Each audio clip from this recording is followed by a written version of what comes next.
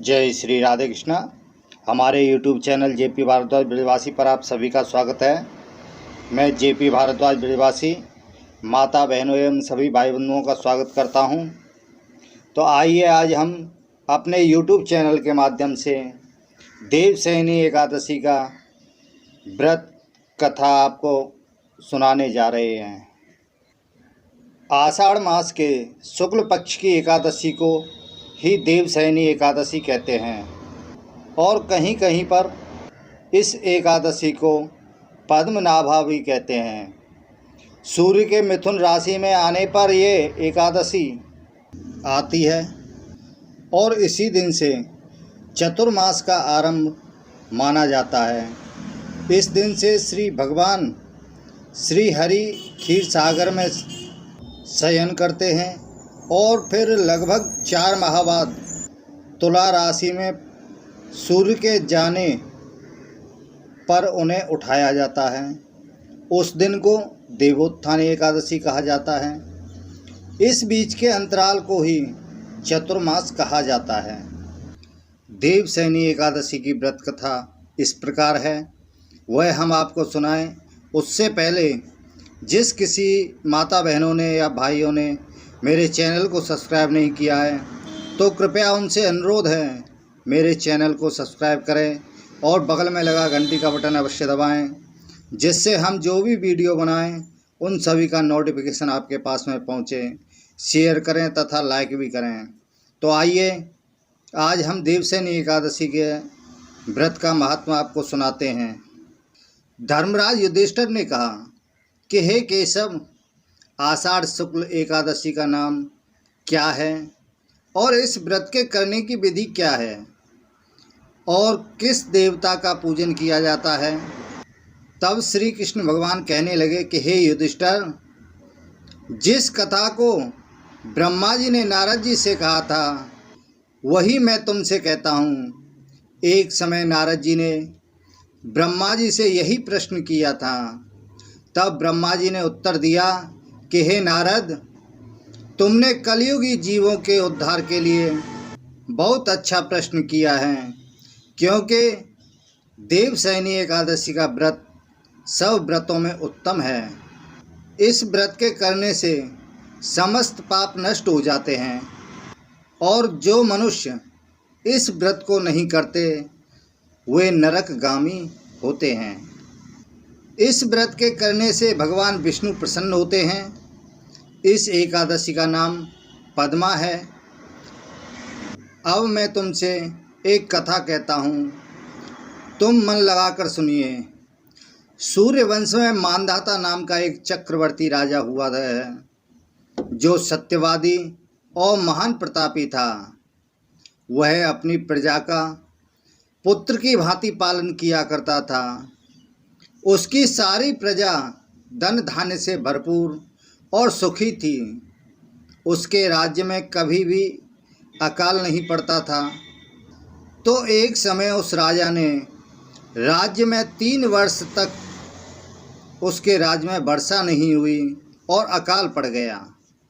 प्रजा अन्न की कमी के कारण अत्यंत दुखी हो गई। अन्न के न होने से राज्य में यज्ञादि भी सभी बंद हो गए।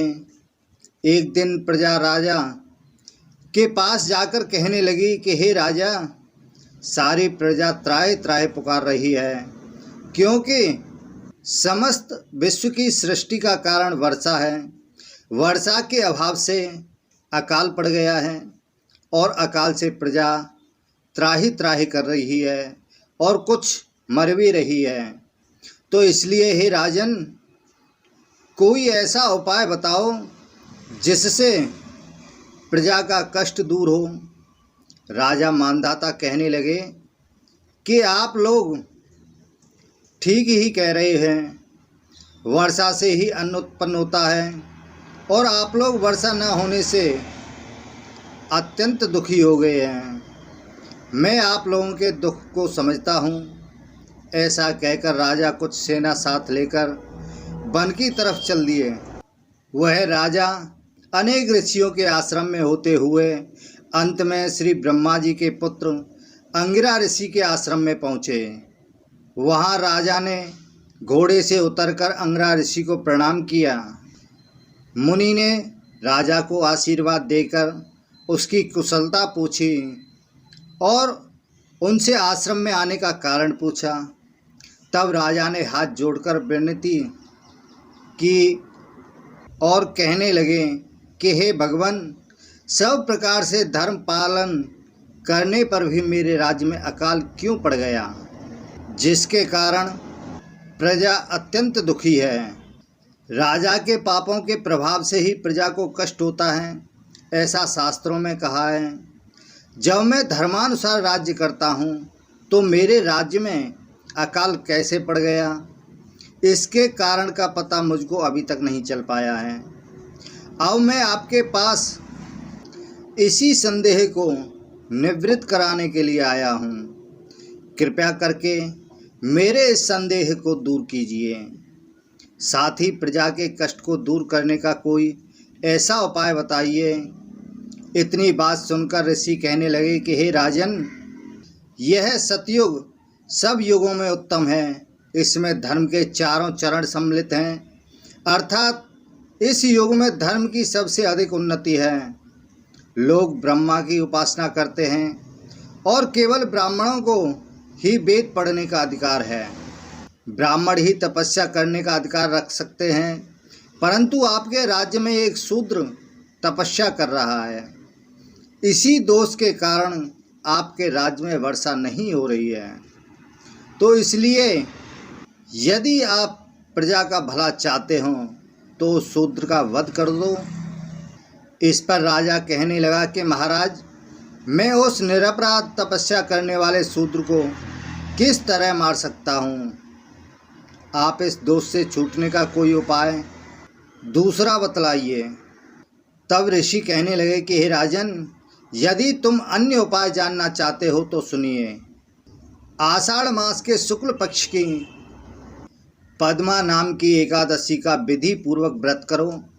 व्रत के प्रभाव से तुम्हारे राज्य में वर्षा होगी और प्रजा सुख प्राप्त करेगी, क्योंकि इस एकादशी का व्रत सब सिद्धियों को देने वाला है और समस्त उपद्रवों को नाश करने वाला है।